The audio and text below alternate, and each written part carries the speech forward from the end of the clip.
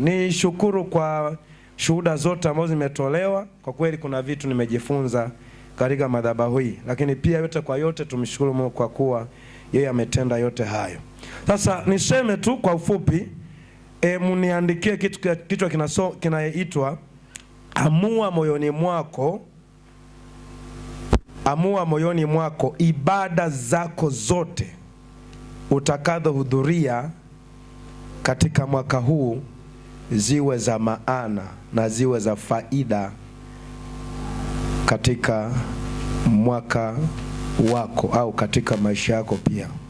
Narudia tena, amua moyoni mwako mwaka huu 2026 ibada utakazohudhuria zote ziwe za maana na za faida kwako katika maisha yako. Yaani ziwe ni ibada za kukutana na Mungu. Ziwe ni ibada za kukutana na Mungu. Nitaenda haraka sana ili niweze kumaliza kwa muda huu mfupi sana. Bwana Yesu asifiwe. Bwana Yesu asifiwe sana. Kwanza tuangalie kichwa cha somo kinasemaje. Nitazungumza mambo mawili ili yaweze kueleweka vizuri. Nitaangalia maana ibada, lakini pia nitaangalia faida. Nimezungumza kwenye kichwa changu cha somo, nimezungumza habari ya ibada zako ziwe za faida, yaani ukutane na Mungu. Kama kuna kitu chenye faida, kuna kitu ambacho hakina faida. Bwana Yesu asifiwe sana. Nimesema ibada zenye faida na zenye maana kwa sababu tunapokuja kwenye ibada, lengo la ibada ni kukutana na Mungu. Kama hakuna kukutana na Mungu, hayo sio ibada. Bwana Yesu asifiwe. Uliwahi kuhudhuria halafu usishuhudie matendo makuu ya Bwana, na pengine ukashuhudia kwamba ibada ya leo nimemuona Mungu na Mungu ameugusa moyo wangu, na kwamba nilivyoingia leo kwenye ibada ya leo si kama nilivyotoka kwenye ibada ya leo, si kama nilivyoingia. Inawezekana ibada hiyo ilikuwa si ya faida katika maisha yako. Bwana Yesu usaidie sana. Sasa nizungumze maana ya ibada. Ibada ni wakati ambao mwabudu na mwabudiwa wanakutana. Mwabudu na mwabudiwa wanalenga kuweza kukutana.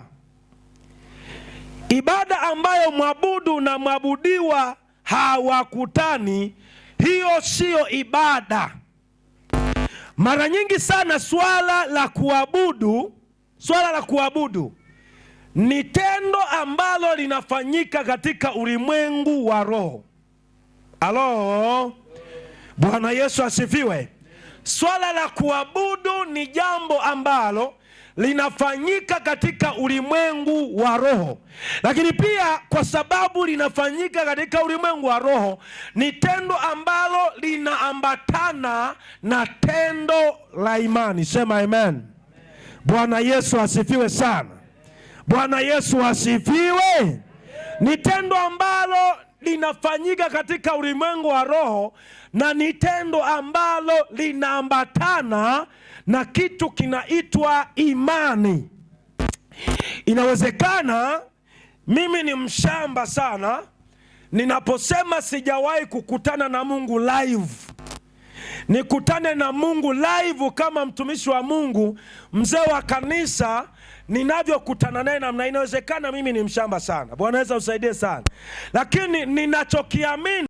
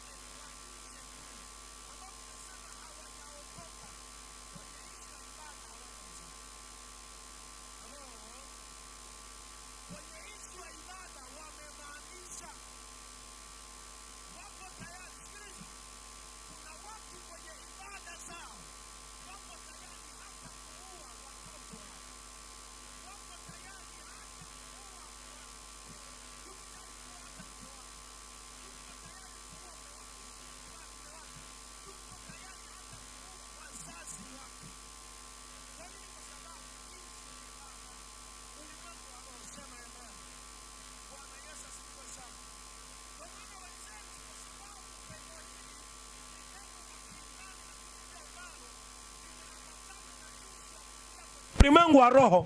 Ndio maana hata kwenye shughuli zao hawawezi kufanya chochote kabla hawajatanguliza au hawajaingia katika ulimwengu wa roho. Ndio maana unashangaa, kwa sababu sisi hatujui umuhimu wa hili kitu. Unashangaa mpendwa anafungua kazi au anafungua ofisi, hata kumwambia Mungu nimefungua ofisi na kuhitaji unitangulie, hana hiyo habari. Lakini wakati unafanya hivyo, kuna mwenzako yupo karibu na wewe, anapoanza chochote anachokifanya anaanza na yule Mungu wake. Na ndio maana unaweza ukashangaa wao katika ulimwengu wa roho wamefanikiwa kuliko sisi ambao tunasema tumeokoka. Bwana Yesu atusaidie sana. Bwana Yesu asifiwe. Sikiliza, usicheze na ulimwengu wa roho. Chochote unachokiona kimefanyika au kimetendeka au kimetokea katika ulimwengu wa mwili, chanzo chake kimeanza katika ulimwengu wa roho. Sikiliza, hata kuumbwa kwako ni ulimwengu wa roho. Sema amen. Mpigie Yesu makofi na vigeregere, sema amen.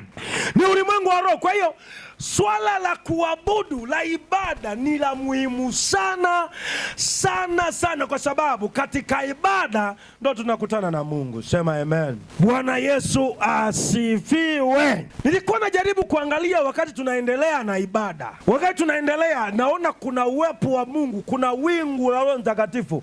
Yaani katika ulimwengu naona kuna wingu kubwa la Roho Mtakatifu, lakini wakati wao kuona wingu la Roho Mtakatifu kuna watu wamekodoa kodo. Yani kuna mtu hana hata aibu, hana habari, sio anawaza ubwabwa, unashindwa huyu mtu yupo hayupo. Ngoja nikwambie, wenzako watoshuhudia matendo makubwa na wewe utamaliza miaka na miaka na hautamuona Mungu kwenye ibada. Ndio wapendwa, mchungaji wanapenda kupetiwa, unajua twende Yesu ni Bwana, na wanapenda Yesu asifiwe. Bwana Yesu asifiwe sana. Lakini habari ya kuambiwa ukweli, ngoja nikwambie, unapokuja kwenye ibada, sikiliza, unakuja kwenye ibada kwa ajili ya kumwabudu mfalme wa wafalme, Mungu wa miungu, mwamba wa miamba, simba wa kabila la Yuda, anatetemesha, anaogofya. Kwa hiyo uwe na adabu na umaanishe kumwabudu huyo ambao umekuja kumwabudu. Sema amen. Si unaona umekasirika? Kumbe nimekuja kusema ukweli. Wangapi bado wananipenda? Nyosha mikono yako mwili juu, mpigie Yesu makofi na vigeregere, sema amen. Haleluya, haleluya. Hivyo ibada ni tendo la imani ambalo linafanyika katika ulimwengu wa roho. Biblia inasema katika kitabu kile cha Efeso, anasema vita vyetu si vya damu na nyama, bali ni katika ulimwengu wa nini? Ulimwengu wa roho. Halo, Bwana Yesu asifiwe sana. Wakati fulani nikaingia kwenye ibada fulani, nilikuwa form 6 kipindi hicho, tumeenda kwenye ibada. Yule mchungaji akapata mafunuo kwamba kuna mtu amevaa sura ya nyoka. Alivyotamka hivyo, dada mmoja akaanza kuambaa kama nini? Kama nyoka. Ulimwengu wa nini? Ulimwengu wa roho. Unaweza ukawa ni mzuri sana, lakini kumbe Mungu ameifucha ule uzuri wake, ameuficha katika ulimwengu wa nini? Shetani. Wanaweza usaidie sana. Kwa ulimwengu wa roho ni wa muhimu sana. Ndo maana wenzetu kwa kuwa wanajua hilo, wanabidii sana na wanamaanisha katika ibada zao. Ndo maana wanafanikiwa mambo yao yote. Wapo tayari kuwa, wapo tayari kuchinja, wapo tayari kufanya kila kitu ambacho wanaweza kukifanya ili waweze kufanikiwa katika ibada za kwao. Mimi ninapotoka nyumbani au ninapokuwa kwenye ibada binafsi au zile ibada za kifamilia, sifanyi tu kwa sababu ninatakiwa kufanya. Ninafanya ili niweze kukutana na Mungu. Maana yake ni kwamba ninachokiwaza kila ibada ninayoifanya, whether ni ya kwangu mwenyewe au ni ya kifamilia au tumekutana pamoja au tumekutana watu wawili watatu, lengo la ibada kwangu mimi ninahesabu kukutana na nani? Ninahesabu kukutana na nani wapendwa? Kukutana na Mungu. Sasa tunapozungumza mwabudu ni nani? Nimesema mwabudu ni mimi pamoja na wewe, lakini mwabudiwa ni Mungu. Na tendo la ibada ni suala linalowekwa ndani ya moyo wa mwadilifu. ni swala ambalo liliwekwa ndani ya moyo wa mwanadamu. Yaani swala la kumwabudu ndani ya mtu by nature. Wangapi walisoma Biblia Kaini na Habili walifundishwa kuabudu? Bwana Yesu usaidie sana. Labda wachungaji watuambie. Lakini swala la kumwabudu Mungu lipo ndani ya mtu automatically. Sasa inategemeana na unaabudu kitu gani. Na ndio maana kwa sababu ya watu kukosa maarifa, kwa sababu ya watu kutokujua, wengine wameenda zaidi wanaabudu miti, wengine wanaabudu ng'ombe, wengine wanaabudu vitu fulani fulani. Kwa nini?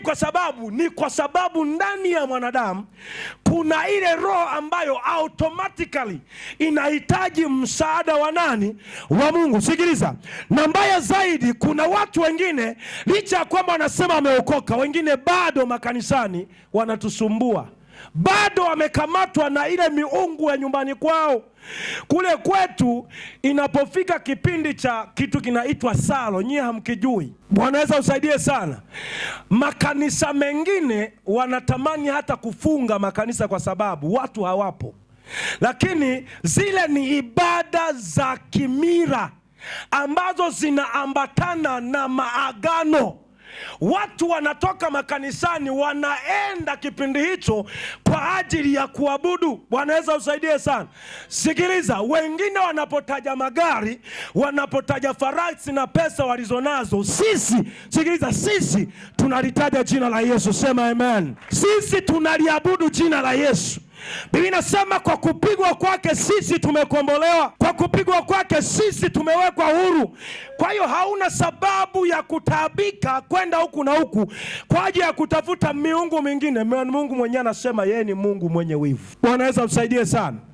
Kwa hiyo inatakiwa utambue kwamba swala la ibada ni swala ambalo lipo ndani ya moyo mwanadamu moja kwa moja kabisa, na ni swala ambalo ni tendo ambalo ni automatically limeundwa ndani ya mwanadamu.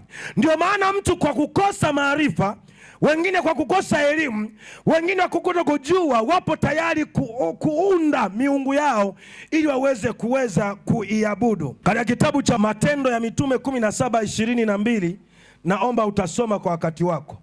Licha kwamba tunaweza kujitahidi na kuwa makini na pengine kuwa na bidii katika kuja kwenye ibada, lakini kama haujawa tayari kukutana na Mungu kwenye ibada hiyo, hakuna namna ambavyo Mungu anaweza akadhihirika katika maisha yako. Sikiliza, swala la ibada ni swala la utayari.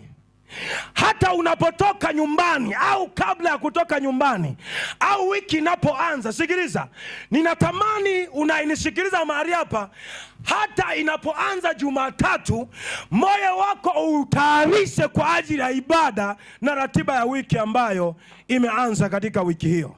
Lakini kama haujawa tayari kwa ajili ya ibada na haujiweki tayari kwa ajili ya ibada, mimi nimekuwa na tabia moja kwamba ninapoenda kwa ajili ya huduma sehemu, au ninapokuwa kwenye ibada sehemu, au ninapojipanga kwa ajili ya kwenda kwenye ibada sehemu, nimekuwa na tabia ya kujiandaa kwanza. Namwambia Mungu, ninaenda kwenye ibada, ninaomba ninapoenda kwenye hii ibada nisitoke kama nilivyoingia. Wewe kwa sababu lengo la kwenda kwenye ibada si kupoteza muda. Kama kwenda kwenye ibada sio kukutana na Mungu, ninafuu nilale. Bwana Yesu usaidie sana. Kwa nini? Kwa sababu hakuna sababu sasa ya kwenda kwenye ibada. Tunamwabudu Mungu aliye hai, Mungu mwenye nguvu. Huyu Mungu anatamani sana mahusiano yake na mwanadamu yawe sawa, na mahusiano haya yanatengenezwa na mtu mwenyewe. Bwana Yesu asifiwe sana. Na unapomwabudu Mungu huyu unatakiwa umfahamu kweli kweli, kwa sababu usipomfahamu utaabudu kwa mazoea. Na ndo maana hii hali ya ishu ya kumfahamu Mungu, hata wanafunzi wake kuna wakati iliwachanganya. Yesu anawauliza, vipi huko nje wanasema mimi ni nani? Wakamwambia, wanasema sio wewe ni fulani, wewe sio ni Yohana, sijui. Walitaja majina, lakini Yesu akageuza swali akasema, ninyi je, mnanijuaje? Lile swali Yesu akiuliuliza kishamba, alijua kabisa na aliona moyoni kwamba hata kama natembea na baadhi ya wanafunzi, lakini kuna baadhi ya watu bado hawajamuelewa. Nataka nikwambie, unatakiwa umuelewe huyu Yesu, huyu Mungu ambaye tunamwabudu. Elewa, sikiliza, itakufa faida unapokuwa kwenye ibada ujue unamwabudu nani. Unaweza kushangaa watu wanaingia kanisani, wengine wanakuja wanavyotaka kanisani, wengine wanakuja wanapiga kelele, mwingine ndo anasinzia kwanza, mwingine ndo ananong'onezana. Mahali pengine unaingia kwenye ibada watu wanachati, huku hawapo. Wengine wanacheza mpaka na game. Kwetu kule wapo kule, lakini huku hawapo. Bwana Yesu usaidie sana. Pigia Yesu makofi na vigelegele wakati bado wananipenda. Yesu asifiwe. Bwana Yesu asifiwe sana. Unashangaa mtu anatoka hana utulivu kwenye ibada. Sikiliza, wakati fulani tumeenda bungeni, tulipofika pale bungeni walitupa utaratibu namna ya kuingia bungeni. Na kabla hajujaondoka tuliandaa, kila mtu aliandaa nguo ya kuingilia bungeni. Huwezi kwenda Ikulu kwa rais ukaingia kisharobaro. Utisheni, lazima uwe na adabu. Jamani, Mungu wetu ni zaidi ya rais. Jamani, Mungu wetu ni zaidi ya bungeni. Jamani, Mungu wetu ni Mungu ambaye anastahili kuheshimiwa. Bwana Yesu usaidie sana. Leo unaweza ukashangaa kuna vitu vya ovyo vinafanyika makanisani. Watu wanavaa ovyo ovyo huku hawapo, lakini mmekuja kuangalia. Halo, Bwana Yesu tusaidie sana. Adabu haipo. Yaani unashangaa mtu anaingia ibadani, badala ya kutengeneza uwepo wa Bwana awe sehemu ya yeye kuruhusu uwepo wa Bwana ushuke, anakuwa ni sehemu ya kuvuruga uwepo wa Mungu kwa watu wengine. Bwana Yesu usaidie sana. Bwana Yesu asifiwe. Kwani lazima tumwabudu Mungu na tumanishe kumwabudu Mungu, na uwe na maandalizi, uwe tayari kukutana na Mungu. Sikiliza habari, kuna watu wengine wamekuja makanisani wanasema kanisa fulani halina upako. Wewe ndo una shida. Nitahama kanisa. We hama, una tatizo wewe. Hapa hawapo jamani, mbona mnanichunganisha? Mwambie jirani yako kuna shida wewe. Mwambie humu hawamo. Bwana Yesu usaidie sana. Ngoja nikwambie, hata nikijikatakata, hata nikiwa na sauti kama malaika, hata kama nikivaa namna gani, hata kama nikishawishi lakini kama hujawa tayari, no changes. Wengine watakuwa na shuhudia Mungu ametenda, lakini wewe unasema lile kanisa hakuna upako. Huna upako wewe. Bwana Yesu asifiwe. Lazima ujiandae kwanza na uwe tayari. Na ndio maana kuna wakati Mungu anampitisha Hezekia, anamuonesha mifupa mikavu, uwezo wa ile mifupa kuwa hai bila Hezekia kuitamkia. Ilikuwa inawezekana, lakini Mungu akamwambia Hezekia, tamka kwa ajili ya hii mifupa. Sikiliza, nabii wa kwanza wa upako na uwepo wa Mungu katika maisha ya kwako ni wewe mwenyewe. Tunasema tunasikia amina zimekuwa chache, amwele anachokizungumza. Sikiliza, ni wewe mwenyewe, hakuna mtu mwingine. Mshike mwenzako mwambie hakuna mtu mwingine, ni wewe mwenyewe. Halafu mpigie Yesu makofi na vigelegele. Sema amen. Sema amen. Sema amen.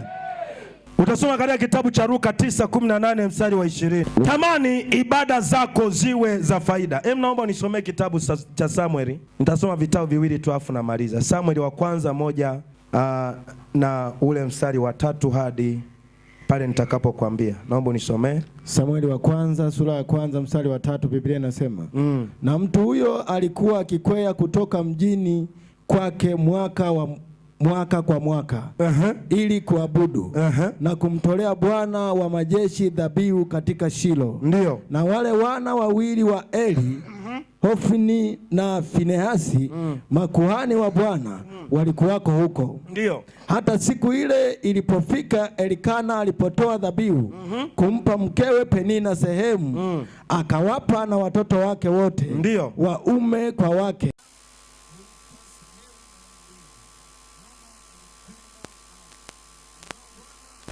Amemfunga tumbo. Ndio. Ila mwenzake humchokoza sana. hata kumsikitisha, kwa sababu Bwana alikuwa amemfunga tumbo. Ndiyo. Tena mumewe akafanya hivyo mwaka kwa mwaka. Ndiyo. Hapo yule mwanamke alipokwea kwenda nyumbani kwa Bwana, ndiyo yule alivyomchokoza.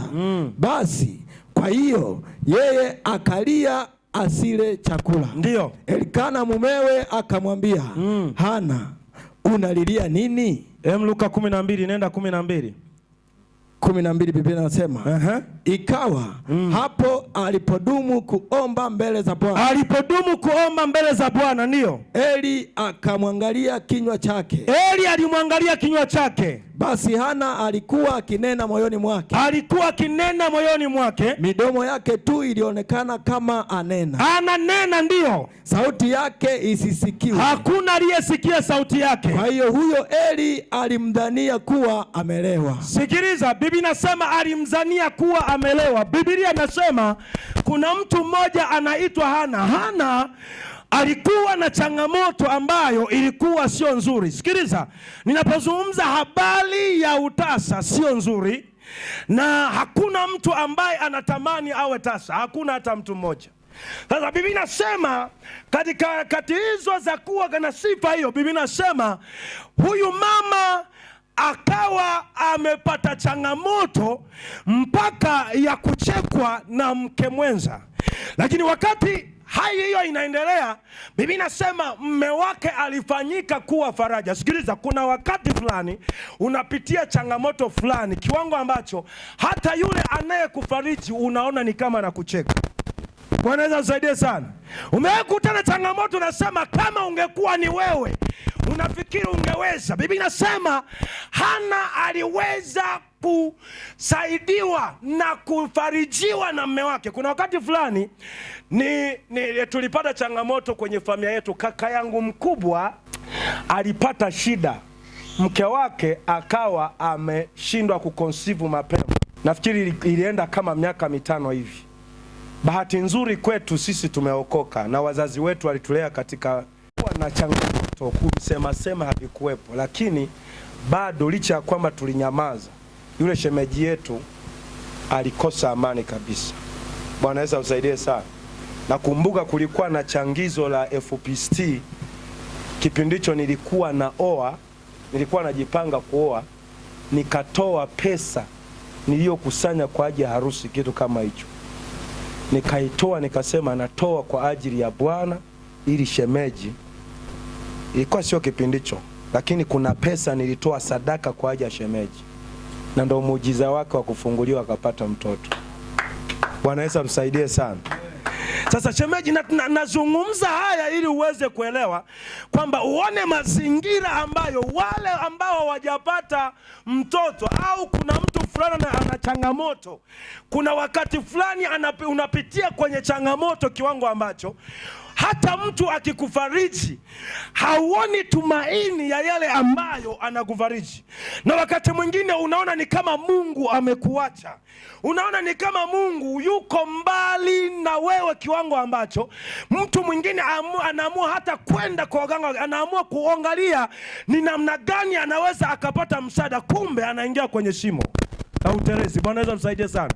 Biblia inaniambia wakati wanaendelea katika ile hali, Biblia inasema akaamua kuchukua akafanya maamuzi. Mwambie jana akafanya maamuzi.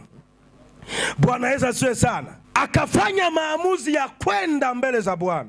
Ameamua kwamba nataka nikutane na Mungu.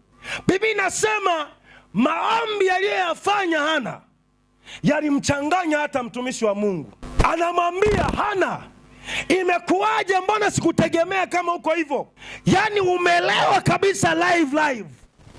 Sikiliza, kilichomfanya Hana aingie kwenye maombi hayo ni maamuzi ya kukutana na Mungu katika changamoto aliyokutana nayo. Hana aliamua kuachana, kusahau zile changamoto ambazo amekutana nazo, pamoja na masimango ya mke mwenza Penina, pamoja na vitu vingi. Lakini alipoingia kwenye maombi, moyo wake akumimina mbele za Bwana. Kumimina mbele za Bwana maana yake ni kusahau masimango ambayo umeyapitia, ni kusahau magonjwa ambayo unayapitia, ni kusahau changamoto zozote ambazo umezipitia, ni kusahau kama mme wako au una vita na mme wako kwa sababu ya wokovu ulionao, ni kusahau kwamba kuna changamoto fulani ambayo unaipitia. Wakati huo sasa hauzioni changamoto, mbele yako unaona msaada wa Bwana Kristo Yesu akija katikati ya maisha yako, na unaona changamoto yako imeisha katika jina la Yesu. Sema amen. Changamoto nyingine ambayo inatutesa wa Kristo ni kwamba unakuja ibadani unawaza maharage. Kuna watu tayari wameshaanza maharage kule niliyoacha hivi bado yako sawa au la. Mwingine anawaza yani unasikiri unapokuja kwenye ibada relax, kwa sababu upo mbele za mfalme wa wafalme, upo mbele za mtosherevu. Amen. Upo mbele za Mungu wa miungu ambaye yeye ni kila jambo katika mambo yote. Sema amen. Biblia inasema tunayaweza mambo yote katika yeye anayefanyeje, anayetutia nguvu. Kwa hiyo unapokwenda kwenye ibada sahau mambo yote. Tunaposema ni muda wa kusifu Mungu, msifu Mungu kama hautamsifu Mungu siku nyingine. Tunaposema kuna wakati wa kutoa sadaka, kuna wakati wa kuomba Mungu. Huu ni wakati sijui kufanya nini kwa ajili ya Bwana. Fanya kama hautafanya kesho. Bwana Yesu asifiwe sana. Fanya. Sio tunaingia kwenye ibada wengine wanashandarize, lakini wewe ndo kabisa mkavu. Bwana Yesu usaidie. Mchungaji anasema na hesabu. Sikiliza, kilichomfanya Hana pokee muujiza wake ni ile kumaanisha kwamba ninamhitaji Mungu. Na mengi ya kusema, lakini kwa sababu ya muda nimalizie na kitabu cha Luka 8:43. Tuangalie huyo mama. Luka 8:43 hadi 48. Ni habari ambazo tunazielewa.